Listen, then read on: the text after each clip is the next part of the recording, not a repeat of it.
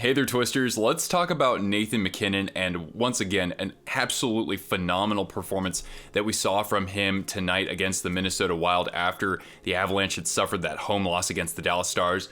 Well, Nate Dogg, he sees, hey, Nikita Kucherov puts up a 3-point night to extend his lead for the Hart Trophy as the league's scoring leader, and Nathan MacKinnon says, hold my beer. He scores a hat trick and also has a primary assist on the opening goal of the game as the Avalanche take down the Wild 5-2. Now, MacKinnon is a player that I've enjoyed just watching develop over the last few years. In his prime, right? He's still only 28 years old. He's finished as an MVP finalist 3 times. He's been the runner-up 2 times.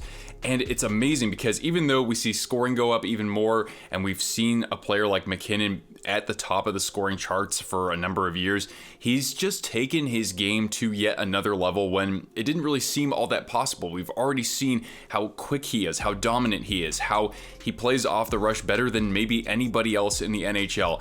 And man, this guy has just become generational, I believe. Someone kind of akin to an Alex Ovechkin or a Sidney Crosby. I know he doesn't have as much hardware, but really what he's able to do, the threat that he provides on the ice, there are very few players who can compete like that over the course of an 82-game season and playoffs. So we can't forget that MacKinnon has been playing without Mikko Rantanen and of course Landeskog for pretty much the last 2 years. But Rantanen has been injured recently with a shoulder injury, and yet MacKinnon was still able to take up the mantle and lead his team to a victory. He got the scoring started in the first period on the power play with a primary assist to Artturi Lehkonen, who scores his 16th goal of the year. And then he took over in transition with those signature bursts of speed, with that acceleration, with that drive that few players can match out there. So he scores his 49th goal of the season at 8:38 in the first period. And then really it's 2 very other similar instances in transition, building that head of steam, anticipating where the defense is going to be and what it would take for them in order to kind of control his ability to drive toward the net. And MacKinnon scores 2 more goals, his 50th of the season at 14:50 in the second period. And then just a little bit over 4 minutes later, he notches the 3rd goal of the night, his 51st of the season. And after Kucherov has a 3-point night, MacKinnon has a 4-point night and now is second in scoring with 137 points. So when we look at the MVP race, of course, we've got MacKinnon, we've got Kucherov, who certainly deserves a lot of credit for putting the team on his back for much of this season to get the Lightning back into the playoffs.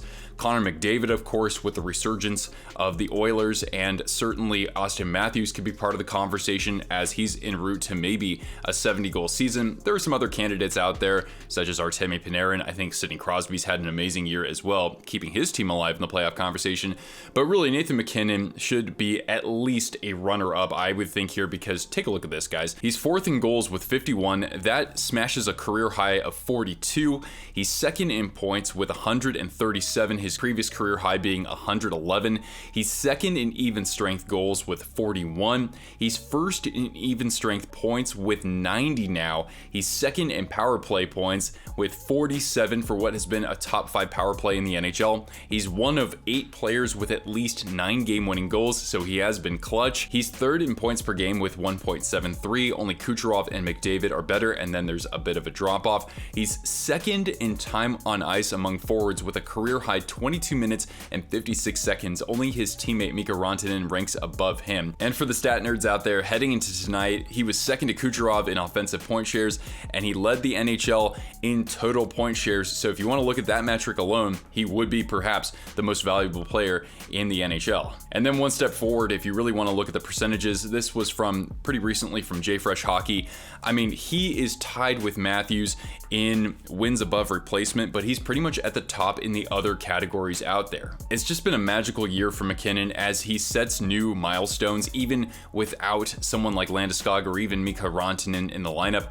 He had the 2nd longest point streak at home in NHL history with 35 games with at least 1 point. He should break Peter Stastny's franchise record for most points in a single season with 139. That was during the days of the Quebec Nordiques. And then think of somebody like Jonathan Drouin, who picked up 3 assists tonight and has been able to reach a career high in points with, he has 56 now, and that is with, of course, his former Halifax Moosehead teammate at center. And it's just really fun watching MacKinnon just continue to grow and find new ways to score score and continue to assert sort of his versatility as an offensive weapon out there, whether that's working with the puck from behind the net, of course, in transition, his ability to look like Ovechkin at times from the faceoff dots on the power play, and just the drive and competitiveness for this player. And that certainly is paying off as he reaches new milestones. Before he even hits age 30, he will have eclipsed over 1,000 points. I think that we could definitely say that will happen barring any sort of injury. He already won the Calder and was named to the All-Rookie team. He's been named to multiple All-Star teams.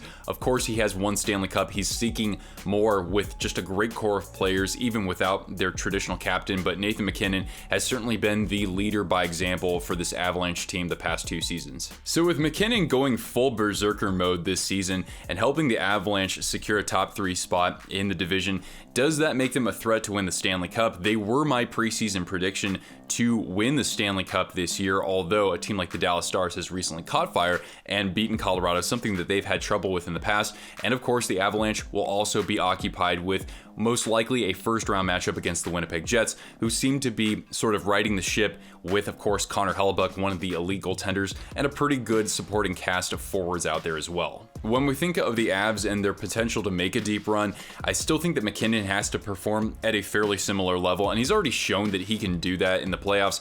I thought his run in 2022 was outstanding, even though Cale Makar deservedly won the Conn Smythe.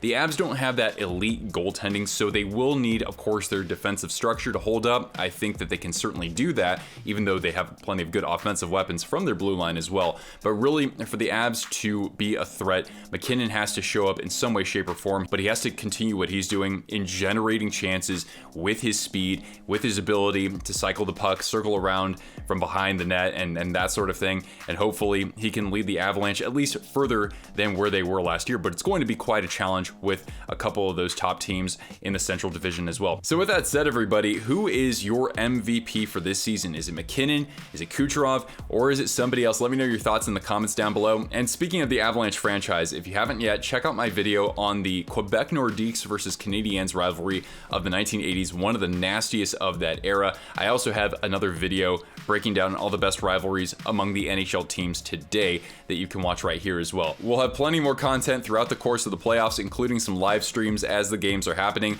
A great community of Twisters awaits you, so if you're new here, I do invite you to stick around. We'll have a great time together. Thanks so much for tuning in, everybody. Do leave a thumbs up, and I'll see you around for the next one. Ciao.